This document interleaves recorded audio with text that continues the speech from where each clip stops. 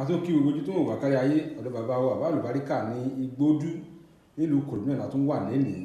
Wọ́n fẹ́ bá wa sọ̀rọ̀ nípa ohun tó kan gbogbo wa nítorí pé tí àṣírí ẹ̀dá bá ti bò ìyókù sẹpẹrẹ. Wọ́n ní tí oúnjẹ bá ti kú nínú ìṣẹ́ ti bùṣe. Bàbá a fẹ́ sọ̀rọ̀ nípa àṣírí bíbò lẹ́nìí, kí ganan pẹ̀lú àṣírí bíbò sà. Ó ṣe ojú tó lé ọ mọ̀ pé kòkòrò kan wà lóko òkìtì ọ̀gán ni wọ́n ń pè èèrà ọ̀gán. Èèrà ọ̀gán yìí a mọ̀lé tó máa ń julé ilẹ̀ lọ, omi mọ̀lé tó máa ń 12 ṣẹ̀.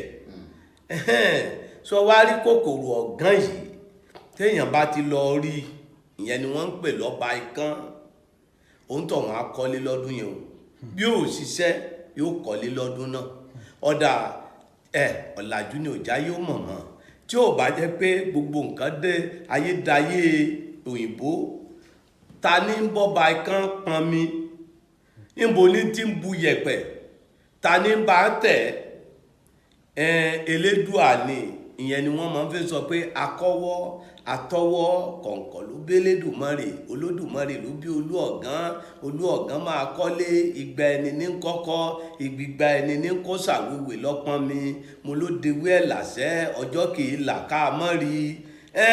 Téèyàn bá lo iṣẹ́ yìí Ọlọ́run gbé aláàánú tìyàn, ìyẹn wá là láyé, gbogbo nǹkan á túbà á túṣẹ́ fún ni. Ìyẹn ni pé kí ni àṣírí bíbò ló wà, kálàánú dìde sí ni. Elédùà járí léèrè kọ́.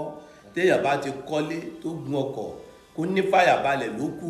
Kéèyàn wá ní pé kí ni kọ́lọ́run wá já ní kí ni kéèyàn ò ní ìtẹ́lọ́rùn. Ìtẹ́lọ́rùn ló wá ṣàgbà gbogbo ẹ̀.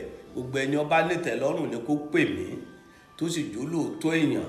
Èmi ò fẹ́ràn irọ́, èmi sì fẹ́ràn ọ̀dàlẹ̀ torí pé kí ni òótọ́ ní gbé ni, ọ̀dàlẹ̀ gbé èèyàn.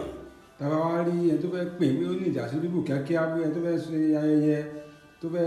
Káàánú jẹ́ tiẹ̀ kó nú jẹ́yàn gidi. Kó pè mí sórí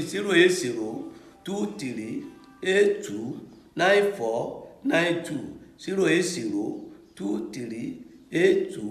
08023829492. Baba Alubarika Aworawo tó wà ní Igbódú.